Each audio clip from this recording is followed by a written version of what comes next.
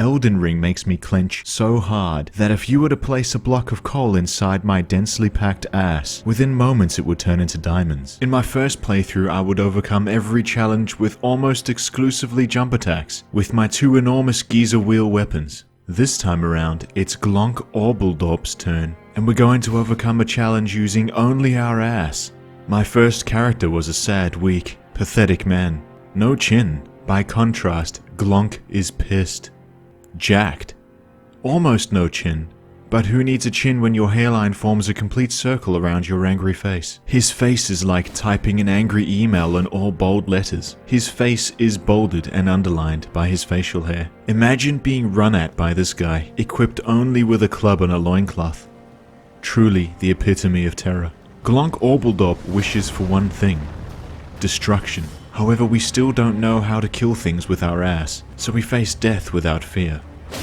It just so happens that our ass is a weapon, a gift that we haven't opened yet. I must open my ass gift. I leave this contemporary tomb of asslessness in search of power. I ascend the elevator to the great outdoors, a most terrifying visage of raw, untapped potential. I will be unstoppable. Unfortunately for you, however, you are maidenless. I'd need to find a maiden to get a mount, and then use the mount to travel the world so that I can find the power to attack with my ass. The rules for this run are simple. We deal damage using only our ass, and unfortunately for now I cannot do this yet. A lady asks me if I know what a finger maiden is, but I'm not an innocent man. I've seen some shit. She gives me a goat horse, so I go searching for power. In order to learn the power of ground slam, I have to club to death a trippy dung beetle, which means I've already dealt damage to something with an attack using something other than my ass. Unfortunately, this is unavoidable and necessary. I equip Ground Slam to my club. You see, I cannot use Ground Slam unless my club is equipped with the Ashes of War Ground Slam on it. Think of it as like a wizard's staff. A wizard channels his power through the staff. Glonk channels his ass through the club. And he channels it well. Imagine being a fully armed soldier patrolling an outpost, but Barney Rubble rocks up and just ground pounds you. The attack is strong but not strong enough, and neither am I. To get stronger, there are a few things I have to do. Golden seeds increase our healing potential, and we'll also need a few items. Glonk, however, speaks to this lady, not because we care, but because we want the sexy sit emote. Nice. This jar man is something we need, and he'd like my help. But we're not going to help, we're going to kill. I sit on his face.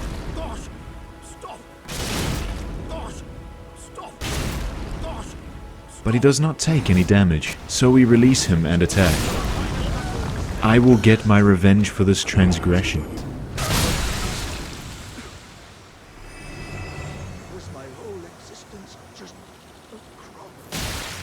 The warrior jar shard increases all damage dealt by skills, which increases the ground slam damage. There's just one thing. Though my ass is incredible, I, however, am very much not. It was clear that though I had the willpower to carry out this challenge, I most certainly don't have the skill. I would need every advantage I could get. Every advantage. This giant has the blue dancer charm, which does more damage the lighter your equipment load. I sit on his feet until he gives up on life. I grab some more golden seeds, golden runes to level up, some smithing stones to allow me to upgrade my club, which in turn upgrades our ass, because our attack scales with strength and weapon damage. Heading to another church for more seeds and tears. I hear someone who frustrated me on my first playthroughs. If I was going to harness the power of ass, I would have to first become the ass. Thusly, I exercise my right of free will. Yes. The tear and flask of wondrous physic are another boost. I can now make potions which increase my strength. This old crone wanted to smell my finger or something, so I sat on her. Another tear. Another victim. Once he'd run out of mana, he resorted to rolling. But he is no match for my ass. I am a monster. Suitably impressed by my efforts, and not because I died repeatedly to an invader outside of Patch's hideout. Melina takes me to the round table hold and I immediately have a nervous breakdown. Very warm. Suitably motivated, and following hours of preparation, I decide to take on the first mainline boss. The thing about Margit is when you replay the game, you're not really fighting Margit, you're fighting the trauma from the first time you fought him.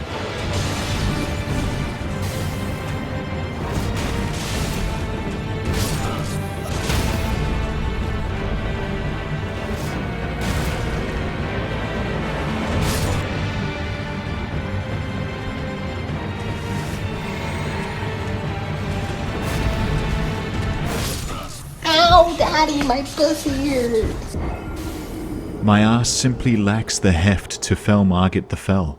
I decide to go exploring through Liurnia, just beyond the castle, in search of anything to give me a boost. However, I am too weak to even defeat a lowly merchant. His strategy of simply running circles around me is both humiliating and infuriating. I would need smithing stones to strengthen my club, which empowers my ass thusly. I leap down a mine where I know there are smithing materials. I don't know who employs these people, but they're using pickaxes to do what I can simply do by pressing Y. I dispatch the wage slaves and continue to the end of the mine. On the journey back to the surface, there is a workforce strike. The wage slaves are mad, but I'm not trapped in here with them. They're trapped in here with my ass. I sneak around the myriad other mines in the area, stealing from minimum wage workforces for the express purpose of reinforcing my club. Yoink. After taking from them the fruits of their labor, I find their employer.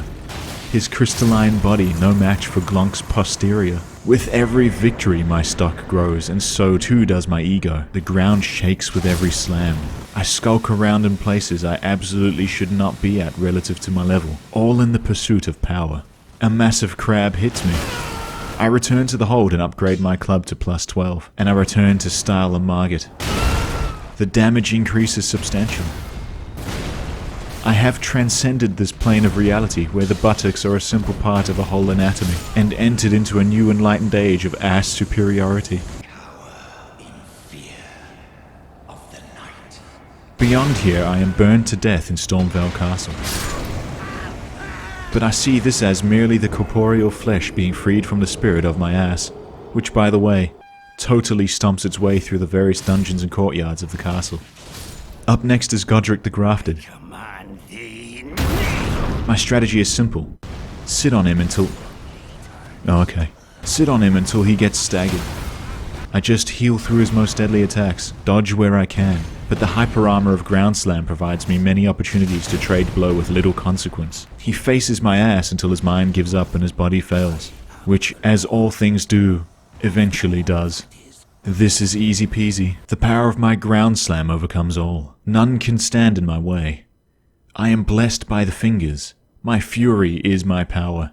Glonk is become death, destroyer of worlds, master of ass, spammer of the slammer, the superior posterior. This old crone trips absolute balls and claims to speak to us as the voice of the fingers, but Glonk cares not. All Glonk cares for is destruction. Our travels lead us to our next target at Raya Lucaria. To be fair, our warrior jar shard paired with nakedness and a blue dancer charm allows us to dish out far more damage than we should be able to at this stage of the game. However, dogs still manage to get the best of me. Boy, I sure hope I don't run into any more of those. Righto. Though the Red Wolf of Radagon is much too fast for the grand wind-up of our ass, we far out-damage our station, and just a few hits are enough to send the dog to doggy heaven. I run around on the roof of the Lucaria School of Witchcraft and Wizardry. I sit on Albus Dumbledore. I kill some gargoyles. I kill Severus Snape. Turn to page 300. I kill this guy. I travel up some stairs. Everything goes so smoothly you wouldn't believe. I kill Renalla's knight, and praise the powers that be the Lords of Ass for granting me the power of ass. And the time is nigh to face Renalla, right after this girl tries to suckle my toes. And who wouldn't? I know you would. Please comment. Prithee grant me thine large toe, honey. I love you. Prithee. This fight is quite straightforward. I find the girls who are experiencing the most happiness by following the sound of their joyous singing, and then crush the life from them using my ass. Then we sit on our good headmistress Renalla. She dislikes this. But Glonk didn't ask and didn't care. I pretend I don't get hit by an enormous beam of fuck, and I flatten her with prejudice. I pretend I didn't get hit by a twirly whirly, and I flatten her with the weight of all Glonk's rage. The old crone trips balls again and tells us to journey to Leyndell, and we get a very important additional talisman slot. The next best upgrade from here is most probably Radagon's Saw Seal, which gives us a flat increase to all stats at the cost of taking increased damage. I travel to Caelid. I test the true extent of the power of I enter Fort Farath. My ground slam does not hit flying enemies, so I pretend they don't exist. I grab one half of the medallion that should take us to Leyndell. But I ignore this because I am a renegade who forges my own path. I pretend this knight didn't send me to the Shadow Realm. I grab Radagon's source seal from the lower levels of the fort. I pretend this rat didn't take me to the cleaners, and I equip Radagon's source seal. I pretend Miyazaki didn't send me to the Shadow Realm for absolutely no reason, and I grind some of these dragons in Caelid for XP. Overall, this is an important journey with some great spiritual significance, because the hardship I experienced here was simply foreshadowing for the pain and suffering that would surely come. I backtrack through some of the earlier areas in search of anything that can give me an edge. This mundane elevator transports Glonk of the Twin Peaks to ever greater heights. The great rune at Stormveil Castle offers a great boon. Power for rune arcs. All stats are increased when this rune is active. This pleases the Glonk. I climb through some decrepit mines because I didn't collect the other half of the medallion for the great lift that takes us up to Leyndell, because I am a renegade who forges my own path.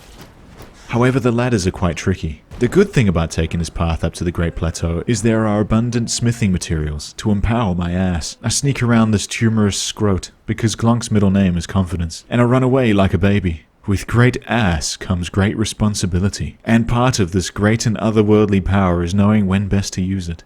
The magma worm is the final hurdle to reaching the plateau. To be fair, you have to have a really high IQ to understand a strategy to winning this fight. You see, I press the left trigger to use ground slam. Confusion ensues. Then profit. No, don't ask, it's not possible to learn this power. You are simply born with it. You either have it or you don't. And Glonk has it. I ascend to the Great Plateau. I force the god lightning dragon thing to flee. Using my ass. Melina tries to talk to me, but Glonk no speak words. I grant the thirsty maiden but the warmth of my palm, a substitute for bum warmth, and make my way to the outskirts of Leyndell. I meet the ever-brilliant Gold Mask, and I sit on him. Being conscious that I'll need further upgrades in order to make my way through Leyndell, I spelunk in some nearby mines in search of smithing materials, stealing yet again from a minimum wage workforce for the express purpose of reinforcing my club. I locate their employer, which is two of the last employer. Fortunately, I can gift them the heft of one butt cheek each.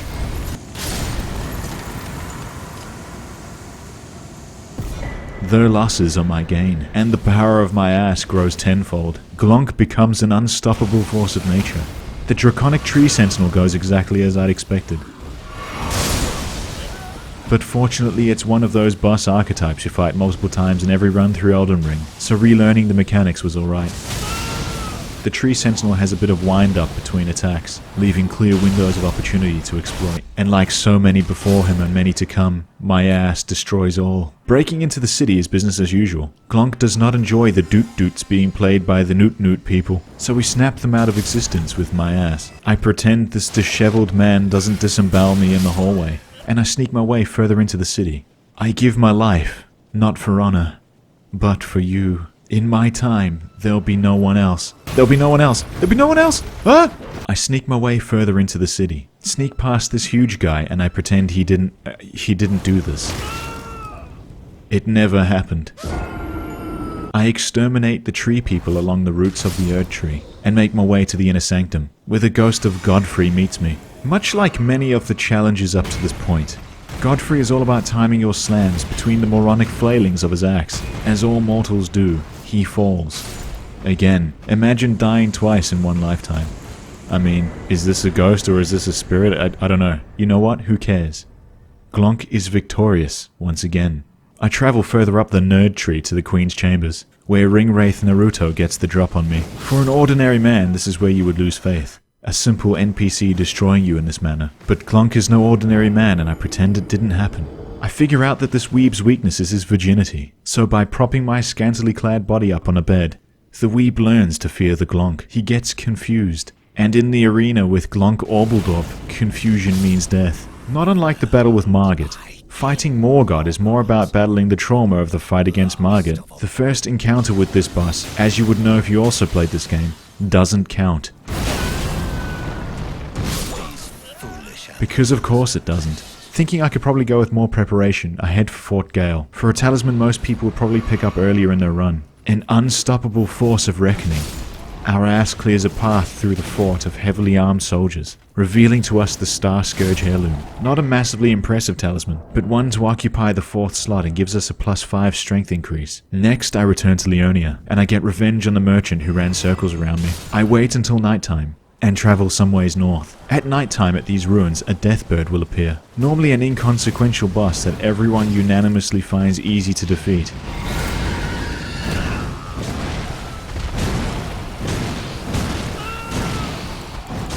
Okay. But for us, this fight serves to drop the red feathered branch sword, a talisman that raises attack power when HP is low. You can see where I'm going with this. I'm going to make an OP ground slam one-shot build.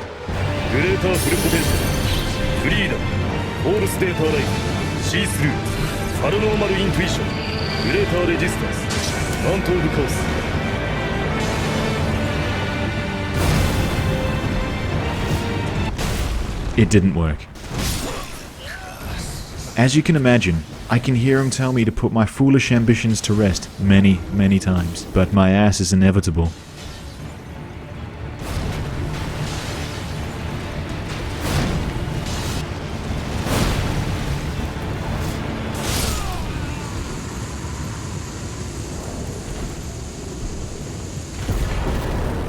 Glonk, unstoppable. Melina holds my hand because I deny her to hold my bum, and I make my way to the great elevator that will transport me to the mountains in the next area. Hypothermia is all in the mind, and Glonk doesn't have one of those.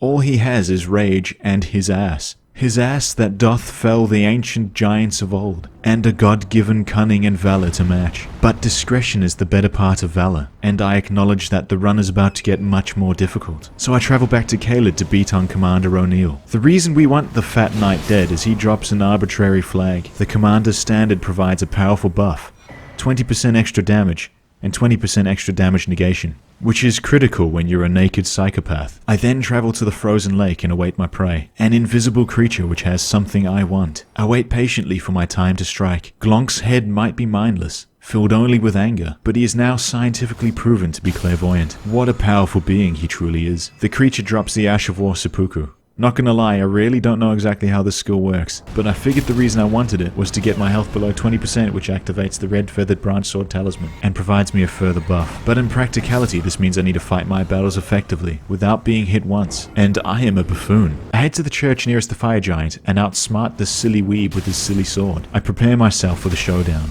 I know this might seem counterproductive, but what you don't know is I'm about to one-shot this boss with all my buffs combined.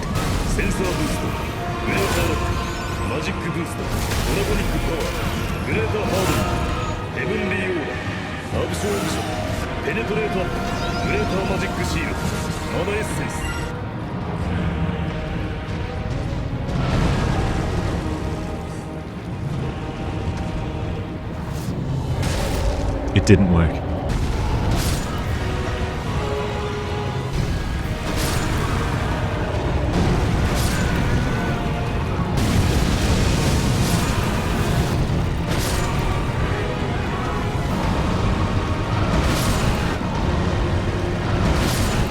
It wasn't going well, but I am nothing if not stubborn. My strategies and preparation had been thrown to the wayside, and it had become an all-out scrap between Glonk and the fire giant. Fortunately for me, homie's leg don't jiggle, it folds.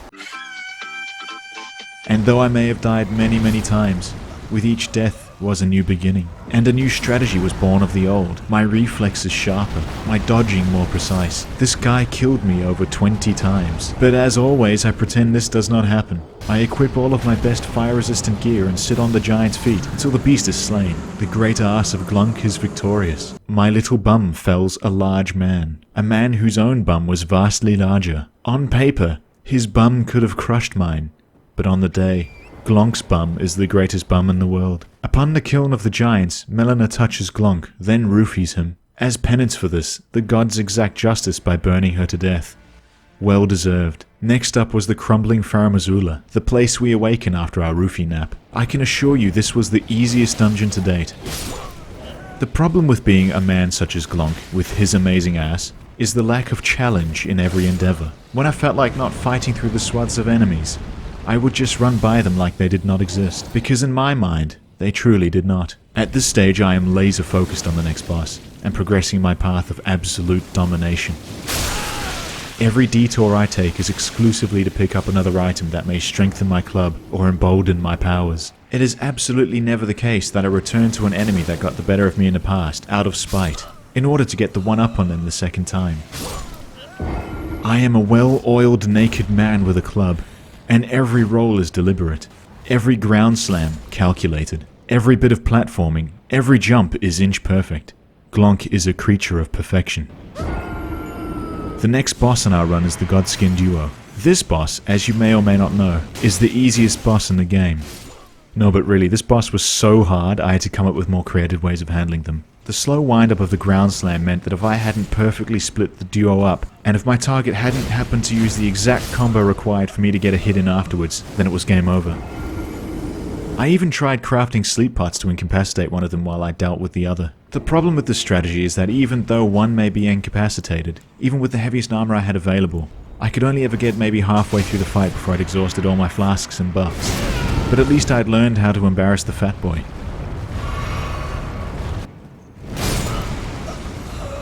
Okay. But unlike some other craftable items in the game, the sleep pots are a finite resource, and I used up every one I could find up until this point. So the strategy that gave me the biggest boost was dead in the water.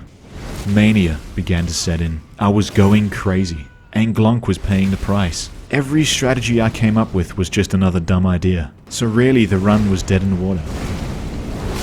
Unless I pretend it isn't. So I summoned Bernahl. And to be fair, he doesn't do any damage because all he is a glorified punching bag. That's not to say he didn't get any damage in at all, but let's be honest. He did no more damage than I would have if I just landed one or two more ground slams. In truth, he just bought me enough time to not get curb stomped. The remainder of the Crumbling Farum Azula is a breeze, and I have no problems progressing, whatsoever. Our journey through the area is but a formality on Glonk's journey to godhood, his skin hardened by the myriad swooping maggies and ninja weeb projectiles, not unlike taking an elevator to the bottom floor, whereby the bottom floor is victory. The road up to the next boss, Maliketh, is easy. With only one obstacle right in front of the fog wall, all that is needed is to run past this obstacle and I can face the boss. Then sit on his face until he stumbles around deliriously, concussed by my dump truck. He doesn't like the dump truck. This fight is easy. I died 0 times. All I had to do was make sure I didn't use any heals in the first phase, so I could face tank him and chug during the second phase, Glonk style. Much to my dismay, I realized I'd been roofied, but then jubilated to see I'd been sent to my Aserai kingdom of the Blep. I love sand. I travel the sands and up an elevator, enraged at the reminder that I have to finish my Mountain Blade series playing as Fodor, and I find Sir Gideon the All-Knowing, the latest victim of the Assman. It goes so well until it doesn't, and Glonk gets uninstalled from reality. I would need a better strategy. This works. I wait behind these pillars until he runs out of mana, and then he gets to meet Glonk's squeaky cheeks. Man cannot kill a god. Godfrey is both the worst boss and the best. I am returned. On my first playthrough, this guy was a joke, but when you can only attack with your ass, things are much harder. Things are so easy. All you have to do is learn every single possible attack combination, and then use your clairvoyance to hit him with your bum for an easy win. When he chucks his axe at you, just dodge it and ground slam. When he swings horizontally twice and winds up a third, ground slam. When he does the explodey thing, just dodge it or you get hit. Just dodge everything, idiot. It's so easy. When he throws a tantrum, just take your ass and slam it into him. In the second phase he turns into John Cena, but he's weaker because you can see him, and I can hit what I can see. The entire strategy is running away. It's the easiest thing I have ever had to do for a thing to forewin the thing ever. Now's my chance? Okay. Now's my chance?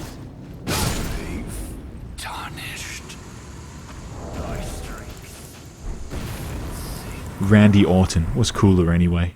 This means one more challenge. The final hurdle. All that lies beyond is the end of the game. And if I can beat Godfrey with 0 deaths, then this will be easy. Glonk needs to gather his ass in order to deploy his ass. A most easy feat. Just buff. Oh shit. I die on purpose. This is all part of the strategy. Now, to quote a man whom we all know and love, and if you do not know him, you've certainly heard of him, summon one another as spirits, cross the gaps between the worlds, and engage in jolly cooperation. Could I beat the final bosses with only my ass? Probably, but it was going to take time and dedication. And you know what? I'm not the first person to do this challenge like this. So if you want to see time and dedication, there are excellent videos by Distortion and Press Continue, and Iron Pineapple. I mean, to get to this point, I of course put in time and dedication to it. However, I also just want to have fun, and in truth, the run probably died with the Godskin Duo fight. But that doesn't mean I cannot summon a group of fellow miscreants and force them into making a loadout entirely for only using Ground Slam and making them a part of the challenge. I hope we touch hands in the middle. Playing games is all about having fun. For some people that's unwinding. For others it's thrill-seeking. Some people just want to play with friends. And that's one of the best parts about Elden Ring. Glonk can do this. He just needs Mr. Sunburn and Noseless Man, and to summon his rage. There are so many ways friendship can blossom in life. Through cooperation, camaraderie, and in many ways, through patience. Let's go. Let's go. Let's go. Let's go. Let's go. Come on. Let's go. And Radagon, a literal god, cannot survive the onslaught of multiple asses slamming into her all at once, fueled entirely by the bottomless reserves of friendship. A well of power untapped by our enemy, who falls at the might of the great posterior communion, leaving just the Elden Beast standing between me and the fulfillment of our destiny. I have no stamina. It is quite magnificent seeing a godly being comprised of condensed space-time matter grab your friend and then mercilessly impale them with light. On more than one occasion too. I was mid-animation! What an imbecile. And all the godly power in the cosmos try to stop us this day. But in the end, with perseverance, timing, and patience, comes the power to overcome all. And most importantly, friendship and companionship to make the hard times good, and the good times better.